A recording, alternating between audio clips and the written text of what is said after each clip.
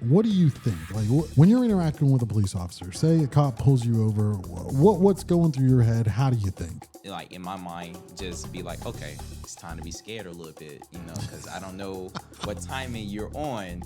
But listen, I'm just saying, I've seen too many incidents, not just for my skin, just like people in general.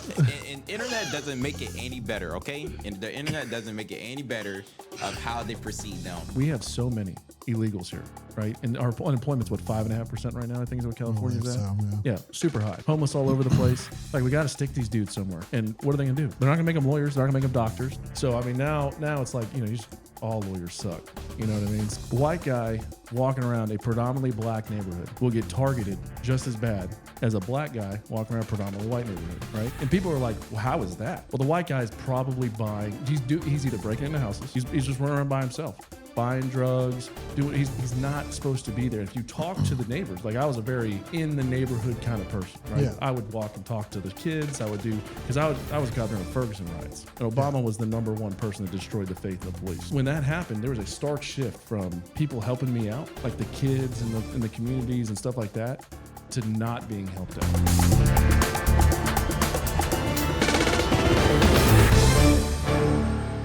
All right, welcome back, everybody, to the Only Lawsuits podcast. We are missing Josh today. He is going on vacation for like a week or something like that. Who knows? He actually might have just pulled up, but he's not going to be in the episode, so whatever. But yeah, welcome back, everyone. Thanks for tuning in. We got a special guest today, one of my good friends and a client of the firm, Curtis Burnside. We also have another guest with us, Trumon. He is the producer for our stuff now. He helps us with Jotnar Media, so I'm privileged to have them on the show, and we're gonna dive into some stuff and talk about some things. So Trumon really doesn't know much about anything we talk about. He just kind of knows the video aspect. But Curtis, you are a general contractor in the state of Florida. Curtis and I went to law school together as well. So needless to say, he is he's not your average bear when it comes to the general contractors. So tell me a little bit about what you do, Curtis, with your business. Well, currently I run a small general contracting firm. We specialize in new construction. We started our roots in, basically the same thing everyone else did, some demos and some stuff. When I got out of the Army a few years ago, I bought a skid steer. You remember that? I bought that skid steer. And, I don't know why I bought a skid steer. I was going to get a tractor, skid steer, whatever it was. But I started doing, house pads and stuff for some big builders. And then eventually got to the point where I got qualified with another general contractor and did my time under there, and then got my general contracting license. So cool, man. From there, yeah, the new construction is what we specialize in. So, and obviously, you said you were in the military, and I know during your time in the military, you were also a cop. When I got, so let's back up. So in 2000 and I think right after the crash, I became a cop, and I think everyone and their mother became a government employee of somebody. You know what I mean? Everyone's losing their mind. So I went to school. I was in the military at the time, and then after getting my certification, I got hired by Escambia County. Did that for a little while. Got hired by the DEA in the Secret Service when I applied to them, but I'd already applied to law school. So gotcha. I got accepted to school. It takes about a year to get accepted and then hired onto the federal agency. So I'd already done 1 year law school whenever I got that. So, we were just go ahead and finish law school, Gotcha. Well, let's talk about Trumon. Trumon, tell us what do you do with the media company, and how do you enjoy working doing this sort of stuff with us? Well, I am the assistant to the Jotnar Media company. I basically am like the left-hand man. I'm basically like the left-hand or right man to the media company, basically just doing like the second shooter or just producing when, Josh or the director doesn't basically have time to do it. Just giving tasks where I'm able to manage, as in like managing the social media aspects, managing the video aspect, managing the edit aspect. I am very much given diverse in the assistant role. You know, I feel like it's almost the director role, but it's just a little bit things that I'm not doing, such as like I would say like hands-on talking to the client when it comes down to Yeah, making but you also work. So one of the things we do is we obviously put, you talk to Curtis. Curtis yeah. does marketing stuff with Yeah, us as well. absolutely. I mean, I talk to them. I just say that that's the only biggest difference for me right now when it comes down to being the difference between assistants Yeah. and director is the flow and the gist of getting the clients, get them in, and making sure that they know that they're being secured and the service that we are giving them. I know that I could show by example and what I do and how I do it as soon as I get on there. But 9 times out of 10, you won't know that until I'm there. And I just know being an assistant at Jotnar is it's a task, and I love it, man. Well, I mean, the reason I bring that up is like, look, we all have very diverse, backgrounds in what we do. So some of the things we talk about, obviously, we're going to talk about some legally aimed things. I want you guys to give your perspectives, right? But the first thing I want to jump into is kind of, and the way I want to approach it from both your aspects is obviously, Curtis, you are a builder. So I want to talk about your take on, what it's like building new houses in Florida in today's market. Obviously, we are seeing, the repercussions of the interest rates go up. Recently I just purchased a new house that was not new construction. I purchased a new construction house in 21, but we purchased another house that wasn't new when we bought it a few months ago. We've seen the huge change in interest rates. In your experience as a builder, what are you seeing in the Florida real estate market? I would say that so Florida is kind of like this unicorn, I guess, if you talk to everyone else. Like I got some friends in Alabama, Georgia, and a few other places that are having a tougher time, because of the interest rates. But there's a lot of stuff that comes with that's not driven interest rate, obviously politically, obviously people are coming from different states to come here. And that's what's saving the Florida market, in my opinion. This is saving the Florida market. These guys are coming with tons of money. Guy from New York come down and pay what we pay for a 4-bedroom house. He's paying for 2-bedroom flat up in New York. You know what I mean? So they're coming down with money and they're spending their money.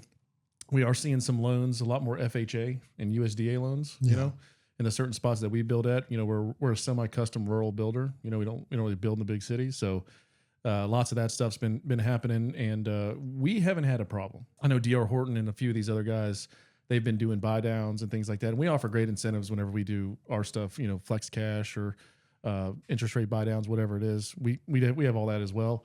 But these guys are sinking $50,000, $60,000 in other markets just to move products. You know what I mean? Yeah. And when you mean buy down, that's like when a new homeowner, are you familiar with what the buy down process is? No, tell me some more about it. I'm as a new person that just got out of college. I don't know too much. So and that's kind of what I was going to lead into is, look, Trumon is, Trumon's perspective in this is he knows nothing because he's literally just got out of college and he's going into this intense real estate market, right?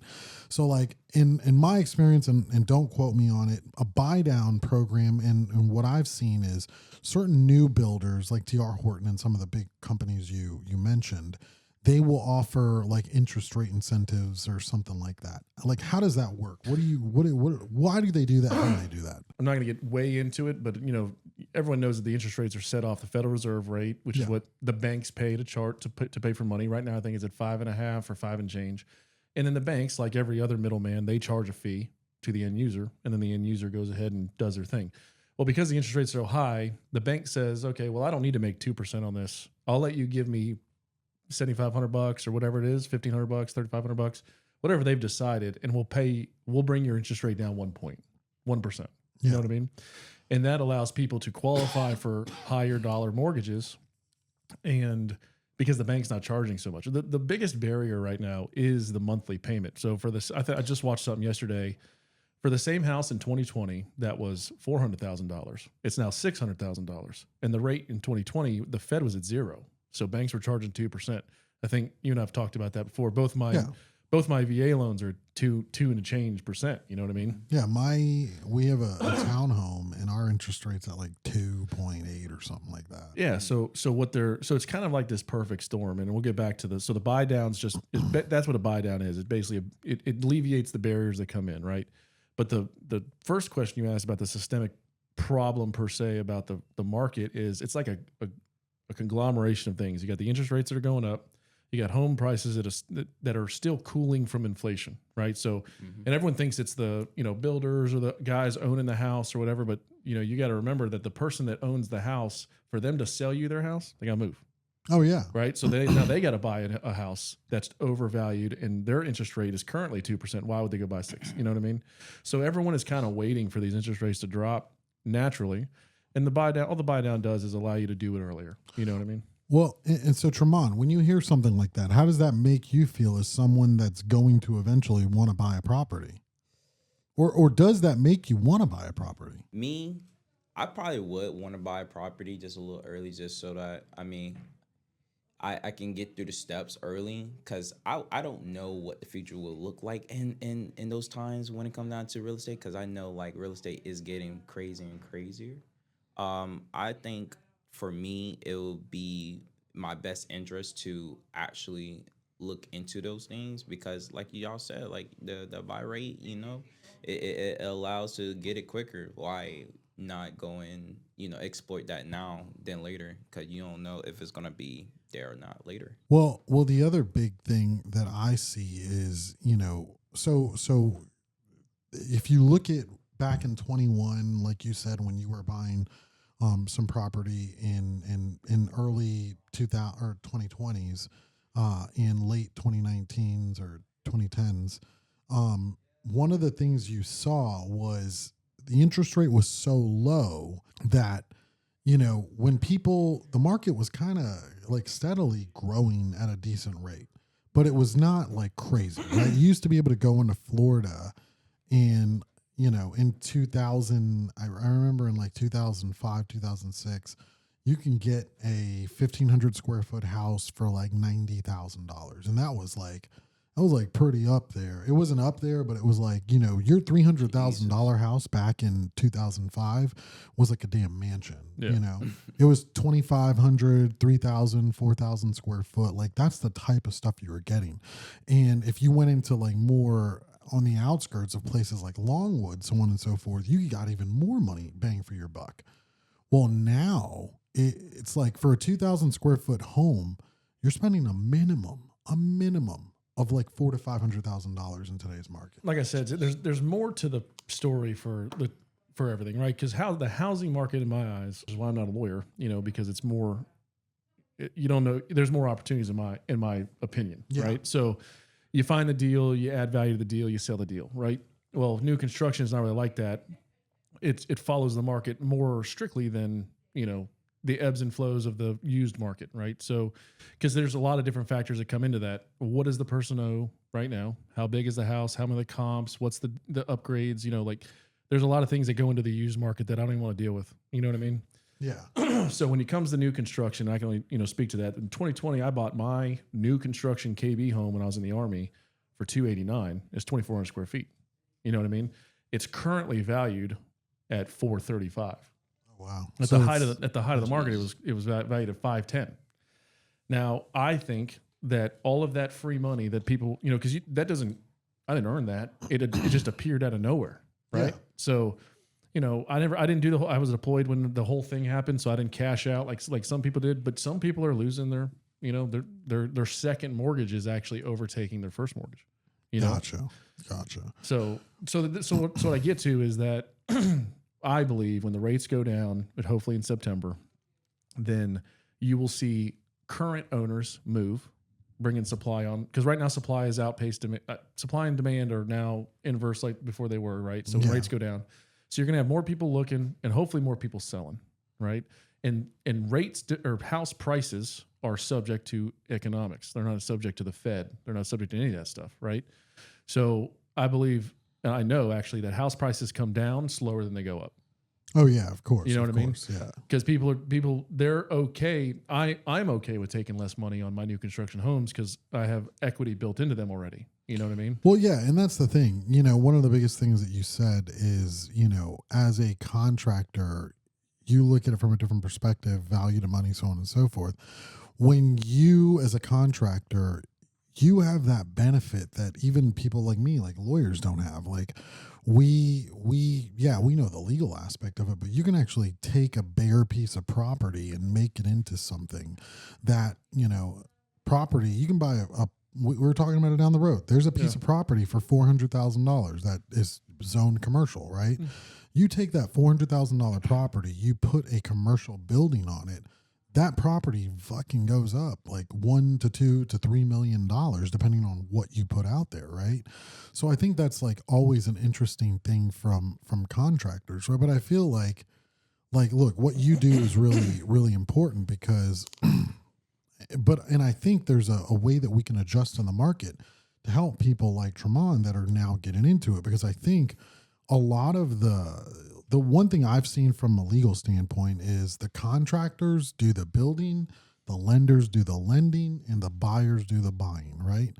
And this is just me looking at it right now. If you were to come down and say, hey, if Trumon comes to you and says, hey, I want to buy a house, Curtis, here's a piece of property, let's work something out. And you go and you say, all right, I'll finance this thing, I'll build it, blah, blah, blah, blah, blah. You put a mortgage on it, you knock out that middleman. It's kind of like you can fix the issue in the market that has so much manipulation, which is the lending aspect, so, it makes me kind of think about the like healthcare system as well. The reason why doctors and shit, their rates are so expensive is because we have the health insurance companies that are regulating what they pay the doctors. So it's like, I mean, how do you feel about an idea like that? Do you think there needs to be a situation where there's more like connections between contractors like yourself and buyers directly? Well, what I've learned in doing this is anything that government regulates becomes very expensive, right? Yeah. So money, lending, that's all highly regulated, right? Building, highly regulated. So if you can shortcut all that, you take any kind of the regulation out, it just becomes cheaper for everybody else. The government always wants their cut, right? Yeah. Taxes, fees, whatever it's going to be. So yeah, I mean, what we can do is we can, basically build the house. They can qualify for whatever first time home buyer mortgage program they can, and then sometimes we can say, hey, look, through the buy down program or, whatever it is, we can say, hey, yeah, this fits. Now, if it doesn't fit, then we might be able to come to an agreement where maybe what we have in the house, you know what I mean? Or a little bit over what we have in the house, they bring us a mortgage, first mortgage for that, right? Because we can't build 10, 15, 20 houses and wait 30 years to get paid. Yeah, to get paid, what I mean? yeah.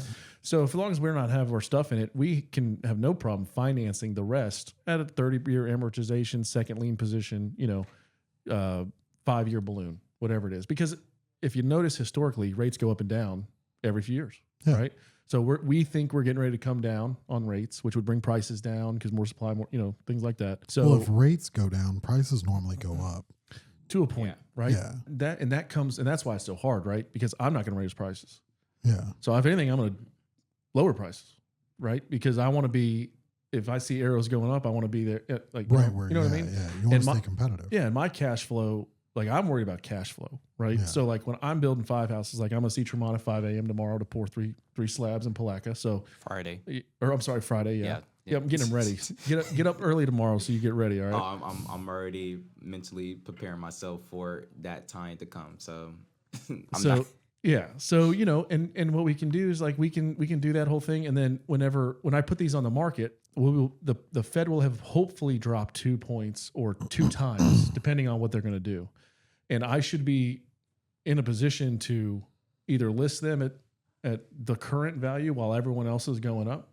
Because I only have a certain amount of money in it, right? Yeah. So I only have to make a certain amount to pay my employees and keep going. So we just dropped rates this morning, or dropped 2 houses we just dropped the prices on Ridge and one of the Georgetown properties because we noticed that the prices went up $4,000 from the other builders. right? So staying competitive. So we're trying to be more than competitive. And on top of that, I got into the business to build affordable single family homes. Right? Gotcha. I don't really build mansions. I don't do the custom stuff. I'm doing the one in Claremont, you know what I mean? But that's a one-off. You know, it's not something that we specialize in. We try to make, and if you look at all of our stuff, it's all premium, you know, above grade contractor finishes, above grade, you know, so not Formica countertops, no tub inserts. We try to give everyone a nice house that they love to go to. Gotcha, You know what I mean? gotcha. And that's really important for people. I mean, you know, especially like Trumon, have you ever interacted with like any contractors or anyone? Do you know anything about the contractor industry?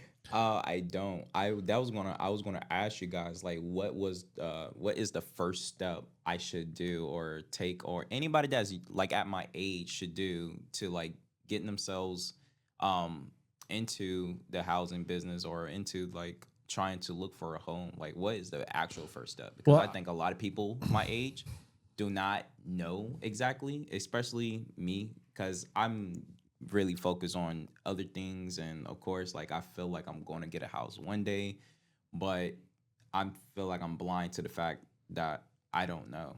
And I need help with that.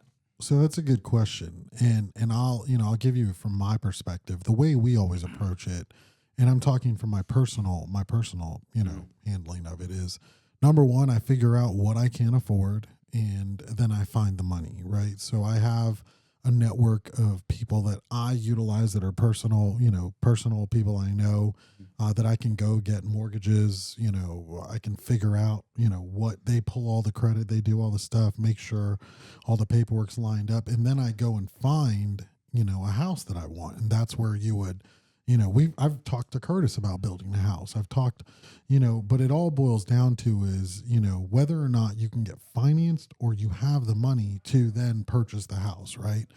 So when you go over to someone like Curtis, you can say, hey, Curtis, I've got X amount of dollars, build me this house. And he goes and runs the analysis and sees, oh, hey, you can build it for this or you can't. You know, so that's from my perspective at least. But he knows probably a little bit more that he can guide you on. So you kind of said something about what you do is you say, hey, what can I afford? What do I want? Right. And like I say, that's the first part of your analysis.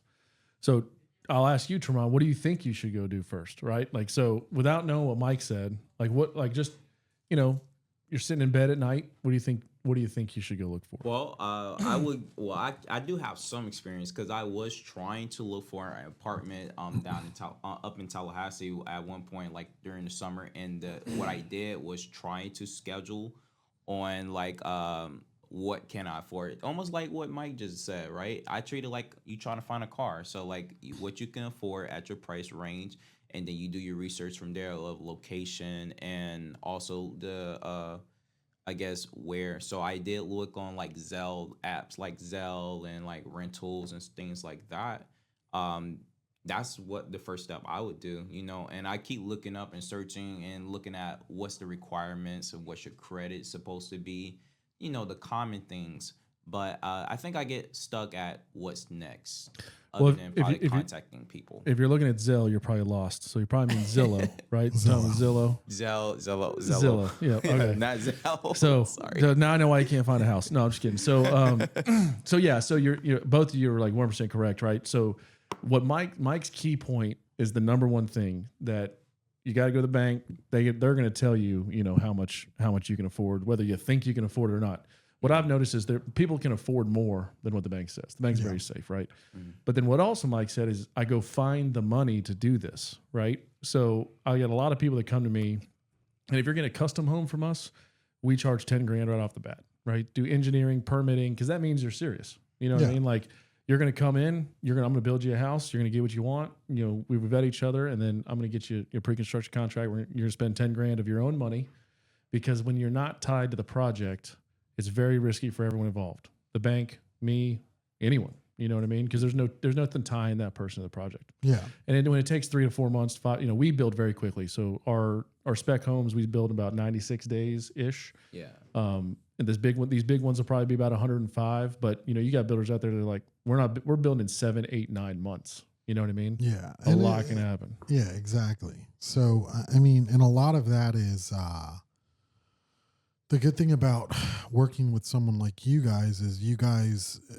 one of the big things I see from the legal standpoint is I can't tell you how many shady contractors we've run into. You can Google, and there's contractors for all sorts of things that you look at. Pool contractors. I've handled pool like fraudulent contractors that took a bunch of people's money and ran, so it's like I look at things, and that's the one thing I think everyone should know is you got to be careful who you go into contract with, because these contractors, they have a lot of protections built in through the Florida law that if they start working on your house, they can foreclose on your house and take your house if you don't pay them. So you want to deal with stand-up people. You want to deal with people, and like I recommend Curtis and his company to people. Number one reason why is because, he's obviously a good friend of mine. But number two, he went to law school. He knows the ramifications. He knows the law, and that cuts both ways. If you screw someone, he knows what he's subject to, and also it holds him to. I trust and feel like he gives better judgment to his people that he's working with when he's building these houses, and tries to give them the best product. So it's I appreciate when you help work on cases like that, because I do trust Curtis when I recommend him to people. You know what I'm saying? So in the contractors world, it's definitely weird to deal. The types of contractors you run into can be anyone from stand-up person to a meth head. You don't know what you're getting sometimes. So, they drive a Ford pickup truck. That's about it. I got a GMC, but he did have a Ford pickup truck. I still have a Ford for the company. But what I'll say about that is the problem, and this being a lawyer, every profession has their 10%, right? The Army has 10%, the Marine Corps, everyone, right? Contractors, I feel like it's like, well, here's the problem. I feel like it's 10% is the good. So here's the problem is that in the pool, you got a pool contractor. Like I'm a CBC, right? They got CGCs, CRCs, pool contractors, underground guys. You got plumbers, electricians, and all your trades, roofing. Florida's one of the only roofing states you got to have a contractor's license. So it's each one of those, you got 10%. You know what I mean? I guess, yeah. So, now it's like, all lawyers suck. You know what I mean? So, but no, so like seriously, so, some of the red flags like that we get, and I have not a buddy, but like there's this thing called qualifying, which the normal person doesn't even know. Sometimes the guy working on your house with a license is somebody else's license that they're renting. You know what I mean? And although it's and renting is illegal, like you can't do that. But it's this thing called qualifying. You go to DPR, you as the contractor qualify another company. Like I have Precision and I can qualify another company. But there's still rules. I still got to be involved. I can't just collect money from this other company and just let them do their thing. Yeah. You know what I mean? I'm still responsible. That doesn't happen. The second thing that gets everyone in trouble and why half the state test is on money is I don't think contractors are good at swinging the hammer, not good at doing the books, Yes. So Florida's identified that too. And they know that, sometimes contractors just can't read, the spreadsheet. It is what it is. So they give you the option to have, like I have Felix, right? He's my CFO and he's our financial responsibility officer. I deal with all the swinging of the hammers and supervising the guys, and he deals with everything money related, you know, and the state understands that. And that I believe is the best way to do it, because like I told you in the beginning, it's all about cash flow. You got to get to the next benchmark before you can keep going, Gotcha. Well, let's move on to something a little bit more in my ballpark that's recently caught some attention. And, I want to give a disclaimer. I am in no way related to this individual at all. Although we do have the same last name, I am not related to the guy that caused that accident. Well, you know what? I take that back. I could be related to him, but I don't know. I've never met the guy. But as you guys have all probably seen recently, there was an individual. I don't know his name, but it last name Singh. He was a truck driver. Evidently came in, and qualified for a license in California, from what I read. Yeah, some of Washington, California. Yeah, and essentially, I read an article where obviously he came into the country, applied for asylum, and or some sort of immigration relief, and he basically, from what the article is insinuating, he lied because when he was arrested for this, this accident, essentially they asked him all the questions like, are you in danger, blah blah blah blah blah, and he basically was like, no, no, no. So obviously, look, there's a few big things here. Trucking accidents, trucking accidents are really, really something that we deal with regularly that are very severe. But more importantly, what I want to get is, and you can feel free to go in on this guy as much as you want. He's not related. How, when you hear these sorts of stories with people that are potentially, that just they're not tied to the country, like this guy is, how does it make you feel, from your standpoint, Trumon? What do you think about, illegal immigration, coming over here undocumented? What are your thoughts? Well, first of all, I want to say he kind of does look like you a little bit. I'm just gonna say that. I'm gonna just say that I can see a little similarities, a little bit. Okay. You put a picture of him. So up. if I were to say that, I'd get in trouble. You know what I mean? But in the grand schemes of minority, Trumon's allowed to get away with the most. Okay, but listen. How I feel about when people come in, the illegals, and they doing stuff like that, it's just dumb. It's just bad. Like, I don't understand why people would do something like that, and you trying to come to a country like this. It doesn't make sense. It doesn't make sense at all. Like, what is your goal? What is your target? It doesn't necessarily help you. It doesn't necessarily help you. So why would you do it? It's kind of disgusting. It's kind of sad. Ultimately, people die, right? And that's the worst thing you don't want to do. Me having family that passed away in a truck car collision like that. Unfortunately, only one survivor to that. Like, it's kind of like a upsetting type of event to have, and especially the illegal, it just makes it 10 times worse, and everybody in the community is just gonna pound on it. So I just wish and feel that, man, this is just bonkers. It just made the whole motion of illegalness or illegal people coming to here stronger, to not allow them to come in here because of the actions that y'all take and the responsibility. Y'all, I feel like you're targeting me. Well, The Sings, you know what I mean? Maybe. All right. So, and Curtis, obviously you have a background as a police officer. I'm sure you saw similar accidents. What are your thoughts on the situation?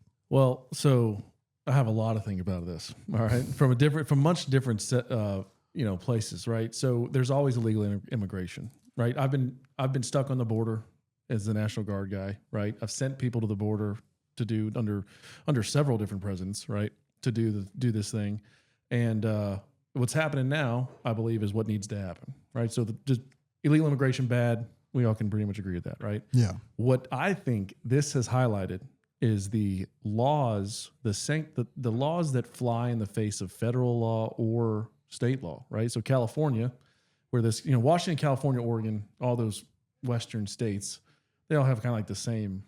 Yeah. They're more liberal, right? More, yeah. So what I think is we've identified all of a sudden is that it's not necessarily illegal, because here's the deal. This Singh character, California is definitely not issuing him a bar license, right? Yeah. Right? I mean, but what they did is they gave him a 40 ton truck and told him to drive across the country. But here's the thing. I think in California, if you were to just fucking pick up a cereal box, evidently you can go and you don't need to go to law school in California to get barred. So it's wild. You go to law school too, Mike. So what I think about the whole thing is I think that the sanctuary laws are definitely very, very troublesome when it comes to anything, right? They're just missing all these checks and balances. But at the same time, and I came from this, right? Like, I went to law school and I was a cop, whatever it was. But the people look down on these blue collar jobs, truck drivers, contractors, plumbers, whatever it is, right? And I think that the government's and you know, you can go to the political realm. You know, Trump's pushing all this with Mike Rowe and everything, but I think Californians, in particular, the government in California just says, you know what, we have so many illegals here, right? And our unemployment's what, 5.5% right now, I think is what California's at. So, Yeah, super high, right? Homeless all over the place. Like, we got to stick these dudes somewhere. And what are they going to do? They're not going to make them lawyers. They're not going to make them doctors. They're not going to make them accountants. They're going to say, hey, man, here's a truck. Here's a license because the state can give you that. Here's maybe a contractor's license. I think this is rampant across the Western hemisphere or the Western part of this country. As long as they don't cook my food, I'm fine. Well, I'm down with that, though. That's the one thing, dude. As long as they don't put them I'm in the sure, where they put the food. listen, that motherfucker may not be able to drive a truck, but I guarantee you put some buttered chicken on that boy. He can cook a shit out of some buttered chicken. Remember when your mom used to live over off of Dean Road, right? Yeah, she still lives there. So she's little, and I remember the first year of law school, I came in and I opened the door and I was like, I can't wait to sit down and eat some of this food. Man. I know nothing about Mike. I was like, but this is good food. That food is important, man. It was smelling spicy, and I was like, yes, it's a marsala. Oh, yeah. But yeah, I mean, to bring both of it, bring the point home. Look, you know, I think immigration is important, but following the right channels of immigration is just as important, because one of the big things that stuck out for me for this guy in particular was, you know, chances are he, you know, came over reading a Reddit form or some and filled out some government paperwork basically saying that, you know, he needed, you know, immigration relief for some reason.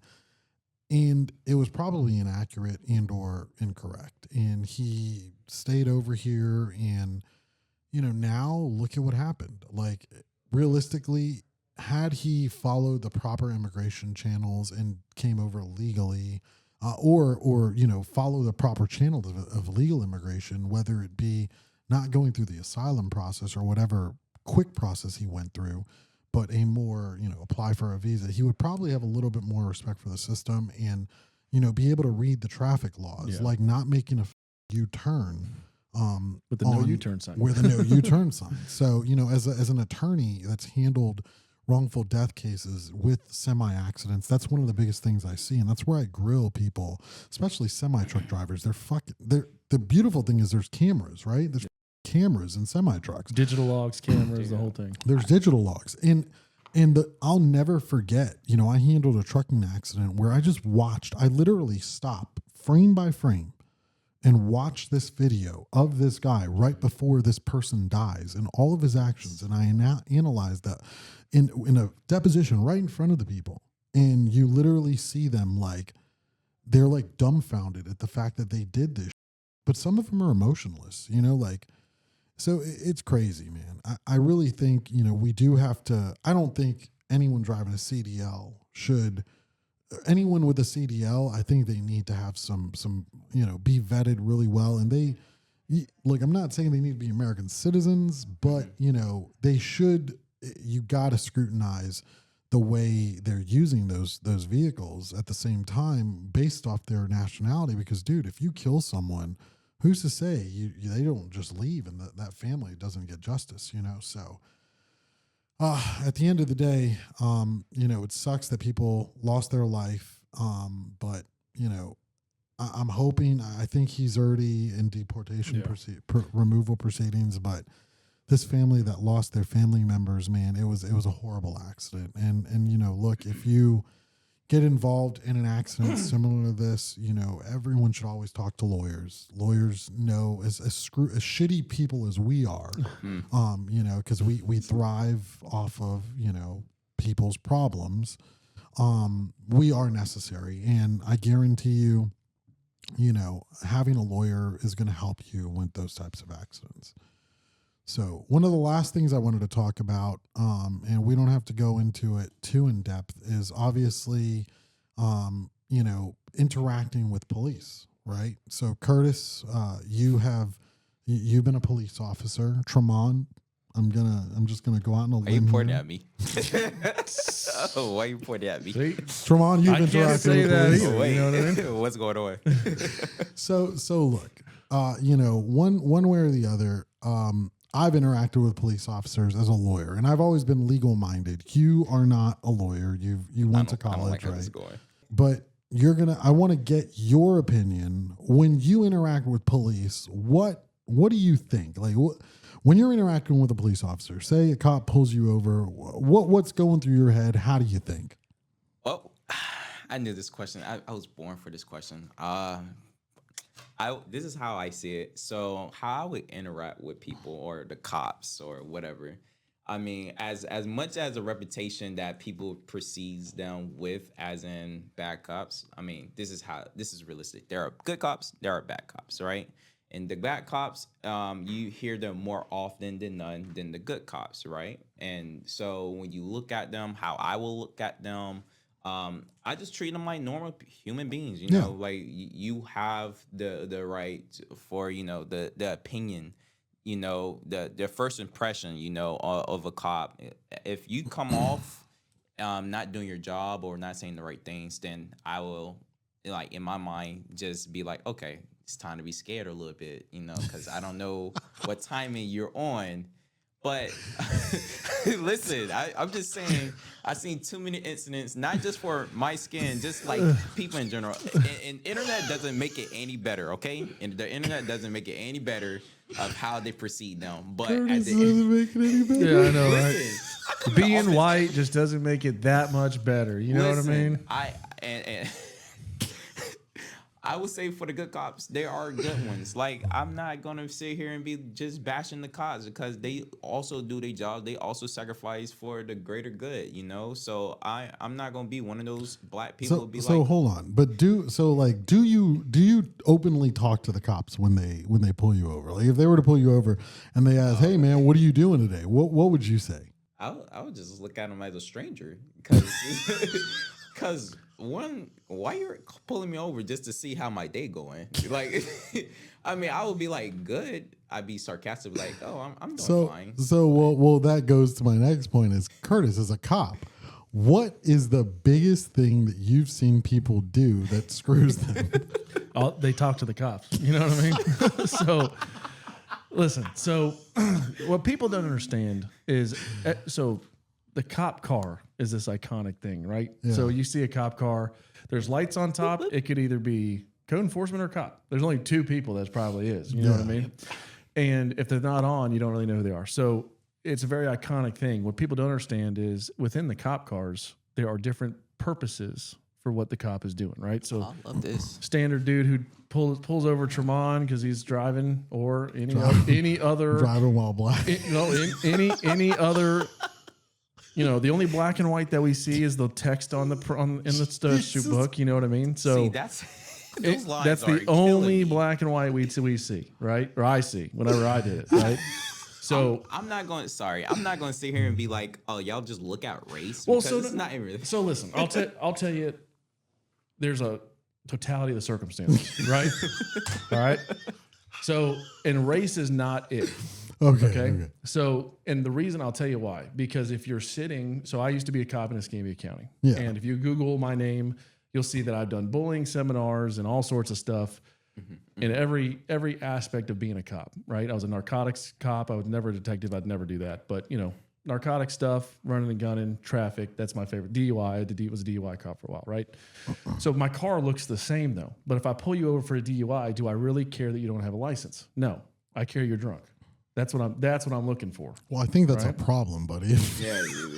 Well, I mean, if what I'm saying, so like Trumon's how's your day going? Well, I don't really care. Like, I'm going to ask you that because I need to get you to talk to me. I need you to look at me. I need you to get me to do all these things, right? No, I'm just saying, if you just pull me over and you just only ask me about my day and not nothing, like I didn't do anything, then that's when. But see, that's what he's getting to, is when they ask you stupid shit like that, they're just trying to get you to talk. Yeah, they're just trying to get you to. They're trying to get the eminent odor or something. What's it called? Whatever it is, smell right? my breath? I'm trying. Legitimately. I'm trying to. We want to smell alcohol. I'm trying to look at your glassy eyes. I'm trying to. My flashlight's in your face at night because I'm looking for your eyes to start moving, right? Like it's nystagmus, whatever it is. You know what I mean?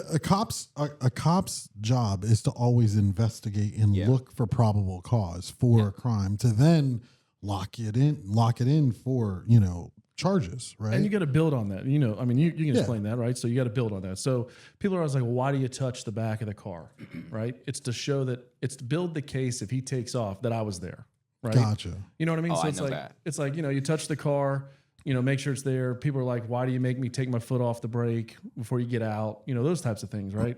So what people don't understand is you're getting pulled over and you're worried about finding your license. We're worried about Whether or not you have a gun. shot, you're going to take off, you just committed a crime, you know, because I've pulled over people who, you know, Ted Bundy pulled over, or I think it was Ted Bundy in Pensacola. Yeah. And he was pulled over for a headlight or something, like it was a traffic stop, but he had just killed somebody in the trunk. Yeah. And when you interviewed him, he's like, the cop never looked. And I had a dead body in my car. You know what I mean? And I remember that. I think they saw like the tools for the crime there. Like Well, that he was had, the like, a second crowbar time. and shit. That was the second when he did get caught. Oh, you know what I really? mean? So when I was, you know, Escambia County is where Pensacola is, so we know a lot about that case. But yeah, I mean, I know some of the cops that worked the case and stuff, and he got pulled over and then let go. You know what I mean? See? So you know when I'm doing that kind of stuff, like I'm asking you questions, and for instance, when I'm doing narcotic stuff, right? Like I've walked up to people and said, hey, you know, packed car, right? And then the area you patrol is also something you're looking at, right? And let's go back to the race thing real quick before we go to that. So, because I never got to finish that. Go ahead. White guy walking around a predominantly black neighborhood will get targeted just as bad as a black guy walking around a predominantly white neighborhood, right? And people are like, well, how is that? Well, the white guy is probably he's either breaking into houses, right? He's just running around by himself, buying drugs, he's not supposed to be there. If you talk to the neighbors, like I was a very in the neighborhood kind of person, right? Yeah. I would walk and talk to the kids. I would because I was a cop during the Ferguson riots, and Obama was the number one person that destroyed the faith in the police. Yeah. Okay, so when that happened, there was a stark shift from people helping me out, like the kids in the communities and stuff like that, to not being helped out. Gotcha. You know, and it was overnight. So it was like I was friends with these guys, like people that. You know, and people look at looks all the time. They don't like. I had a trainee, for instance. He was a FHP cop, scared to talk to black people. And he told me that. Oh wow. He's like, I don't know what it is. I'm scared to talk to black dudes. And all we did was run around and in the black neighborhoods and basically make it safer, right? Pull over the people that are shooting people. Pull over the people that are, and did two things for us. One, it made the neighborhood much safer because they want that. They don't want people to shoot their neighborhood up. They don't want people to rob their house, break into investment homes and they don't want none of that. You know what I mean? So I made him, there was two things I was trying to do. Make my sector safer and get this guy to be a good police officer. He failed. I mean, he was not very good, but you know, that's what we did most of the time, you know? And then the same thing when you go, like these people, like race is such this overarching thing, and especially it's highlighted in the law enforcement world. But I can tell you 100% race never even, it's what are you doing? Yeah, and I could see that. And I mean, I think that goes back to the whole concept of like when you analyze a situation, right? Mm-hmm. You know, if you go into and you look at it, I'll give you an example from my own perspective, right? When I was younger, I used to buy cars, modify them, so on and so forth. And I had a 2005 Lexus GS, which was like a drug dealer car, evidently. Like it was a known drug dealer car. Listen, you know it was a known drug dealer car. How dark was your tint on your front windshield? Well, we're getting there. Yeah, exactly. So look, I had dark tint, and then I had put on like very expensive rims on it. Mm-hmm. So I looked like a drug dealer, like evidently, and my skin color also added to that. But the last name is the last name. Maybe. But when he pulled me over, I was like, you know, I've been with the cops forever. Like I know how to talk to them, right? And I was like, why'd you pull me over? Blah, blah, blah, blah. And he was just honest with me. He was like, I'll be honest with you. Your car looks suspicious. And I'm like, oh, is it because of the, 22-inch rims on it and the fact that it's this car? He's like, yeah. And I'm like, all right, that's fair. I was like, well, I got a gun in the car. I got a bunch of cash in the car. Because at the time I worked at a strip club. So I had cash on me and I always used to carry a gun on me. So he was like, well, you're not adding to it, buddy. And I'm like, But the end result was, look, I know I didn't have to talk to the guys, but I talked to them and I explained the situation. Like, look, I just like these cars. You know what I'm saying? My rims, I didn't know they were like drug dealer rims because they weren't. They were actually like $5,000-$6,000 like custom racing rims. But cops don't know that. No. So at the end of the day, if I fit a profile and, their experience with that profile leads them to certain beliefs, and I do think that, ultimately there's going to be that bias. But what to bring to Curtis's point is, look, they are doing their job. And it's kind of like if you see a bag in the airport and you don't report it, and that bag blows up, well, guess what? You could have solved something. So, it's like to both ways, there's got to be a balance. And I don't think racism is the primary concern for cops, right? I think I've interacted with cops a lot, and I've never had. There's been a few times where I felt like I was being treated a certain way, but the moment I open my mouth and they find out I'm either educated or legal, I'm a lawyer, they back the fuck off real quick, So You got your bad cops and good cops. It is what it is. yeah. I don't necessarily, I totally agree. I don't necessarily believe that race is the ultimate thing that drives the tension between either minorities and cops. I just think that the things that are put out there on social media drives it even more crazy, because social media has a lot of influence on everybody's mind. You can go and look on TikTok now, and you could probably have a conversation to someone and it just pops out of nowhere to you, and you'd be like, oh. So it helps strengthen your beliefs on what you see. I feel like I'm well educated. I feel like I had the ups and downs of my parents and people around me, even you, Mike. I'm very much of a listener first, and I try to look at the world around me before anybody tries to tell me otherwise.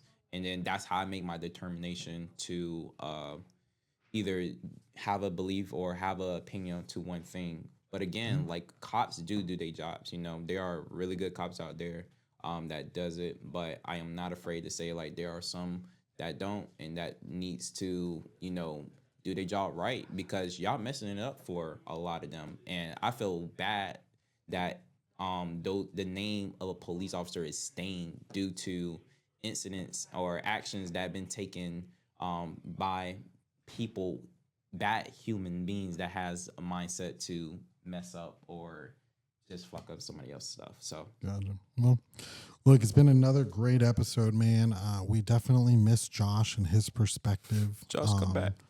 But look, man, Curtis, I appreciate you coming on and hanging out with us. If you guys need a home, in Florida, we're going to put Curtis's information into the website and into the video. Check them out. Precision Homebuilders, great company to work with for building a home or any of your needs for general contracting. Trumon, thank you for coming on and filling in. It's good to start introducing you to the people. So, we look forward to producing more stuff and getting some stuff out there. So until next time. Peace.